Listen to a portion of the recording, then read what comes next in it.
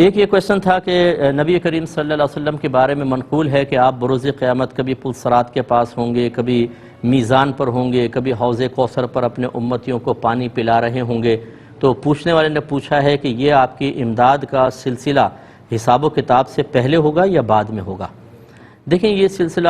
ساتھ ساتھ جاری ہوگا، لوگوں کا حساب ہو رہا ہوگا اور نبی کریم صلی اللہ علیہ وسلم کی امداد کا سلسلہ بھی جاری ہوگا۔ کوئی تو ایسا ہوگا کہ ابھی میزان پر اس کا حساب ہو رہا ہوگا، نیکیاں تولی جا رہی ہوں گی تو سرکار وہاں اس کی مدد فرمائیں گے۔ کوئی ایسا ہوگا ابھی پہنچا ہے وہ میدان محشر میں، ابھی حساب شروع نہیں ہوا، اس کو پیاس لگ رہی ہے، سرکار حوض کوثر سے پانی پلائیں گے۔ کوئی ایسا ہوگا کہ نام اعمال سیدھے ہاتھ میں مل گیا، پل صراط سے پار ہو رہا ہے، وہ ایک مسئلہ اس کے لیے اس کی امداد فرمائیں گے۔ تو یہ ساتھ ساتھ سلسلے چل رہے ہوں گے۔ ایک یہ بہن نے پوچھا ہے کہ نقلی پلکیں لگانا شرعاً جائز ہے کہ نہیں؟ دیکھیں، اگر تو یہ کسی انسان کی ہی بنائی گئی ہیں، نقلی پلکوں سے مراد دوسرے کی پلکیں، اگر وہ بال انسانی بال استعمال کیے گئے ہیں تو پھر تو یہ ناجائز ہے،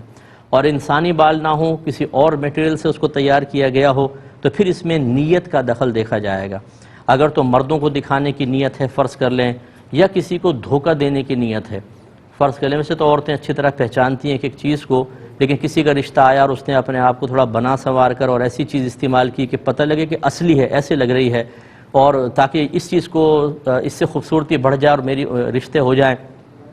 اگر یہ دھوکہ دینا مقصود ہو، اگر مردوں کو دکھانا مقصود ہو، پھر بھی شرعاً جائز نہیں۔ اور اگر دھوکہ دینا مقصود نہیں ہے،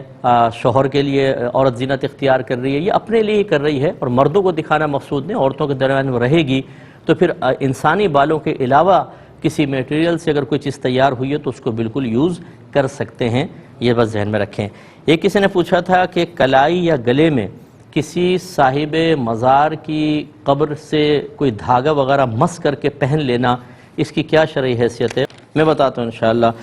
ایک ابھی جو کلائی پہ دھاگے وغیرہ کا دیکھیں، یقیناً اگر وہ واقعی قبر کسی نیک بندے کی ہے، کیونکہ یہ اب جو قبریں بن رہی ہیں یہ تھوڑی سی مطلب معذرت کے ساتھ مشکوک بھی ہوتی ہیں، ہر ایک پہ ہم شک بھی نہیں کر سکتے، لیکن یوٹیوب پہ جا کے ذرا جو حال ہے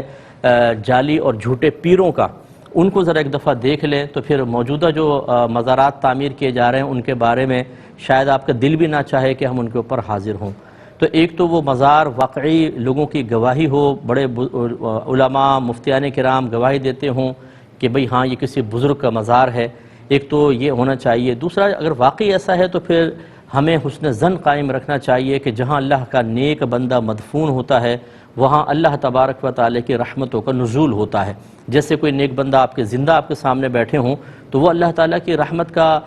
مرجع بن جاتے ہیں، یعنی اللہ کی رحمت ان کی طرف خاص طور پہ متوجہ ہوتی ہے، اور جو پاس ہوتے ہیں ان پہ بھی برکات نازل ہوتی ہیں۔ ایسی صورت میں اس مزار کے پاس سے کوئی چیز یعنی اس کو ٹچ کرنا یا مسح کرنا،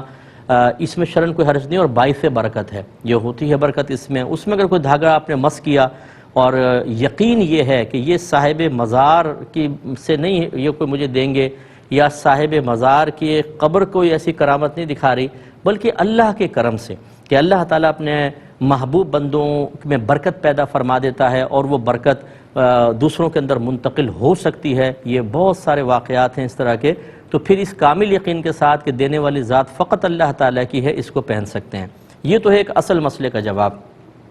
باقی رہا ایک مشورہ یہ ہے کہ دیکھیں، اللہ تبارک و تعالیٰ پر کامل بھروسہ رکھیں اور تقدیر کے مسائل کو اپنے ذہن میں محفوظ کریں، یہ بہت زیادہ ضروری ہے۔ یوٹیوب پر میرا تقدیر کا بیان آپ سن لیں تو انشاءاللہ بہت حد تک چیزیں سمجھ میں آئیں گی۔ ہوتا یہ ہے کہ جب ہم اس قسم کی چیزوں کی طرف متوجہ ہو جاتے ہیں، اور خصوصاً جو پھر مزار سے متعلق لوگ ہوتے ہیں وہ اس کے اندر ایسی سی برکات اپنے پاس سے بیان کرتے بھی دیکھے گئے ہیں کہ لگتا ہے کہ اگر یہ آپ کے ہاتھ میں آ گیا تو پوری کائنات آپ کی مٹھی کے اندر آ جائے گی۔ اس میں پھر یہ ہوتا ہے کہ اللہ کی طرف سے توجہ بالکل ہٹ جاتی ہے، تقدیر کے مسائل ذہن سے نکل جاتے ہیں، اللہ کی رضا پر راضی رہنا، اللہ کی طرف سے آزمائش، اس پر صبر کی فضیلتیں سب ذہن سے نکل جاتی ہیں۔ اب صرف یہ دھاگا کام کرے گا اور یہ دھاگے سب کچھ کر دے گا۔ اب ایسا اگر کوئی مسلمان، اور خاص طور پہ وہ جس نے اپنے بنیادی عقائد بھی کسی عالم سے نہ سیکھے ہوں، اس کے لیے تو یہ بہت ہی خطرناک چیز ہے کہ اس کی توجہ مکمل طور پہ اللہ سے ہٹ کر ان چیزوں کی طرف لگ جاتی ہے، اور پھر وہ انہی کو معاذ اللہ فاعل حقیقی سمجھنے لگتا ہے، اور بعض اوقات پھر وہ بہت ہی غلط عقائد کی طرف جا سکتا ہے۔ اس لیے ہمارا کہنا یہی ہے، آپ مزار پہ ضرور جائیں، وہاں اللہ کی بارگاہ میں دعا کریں،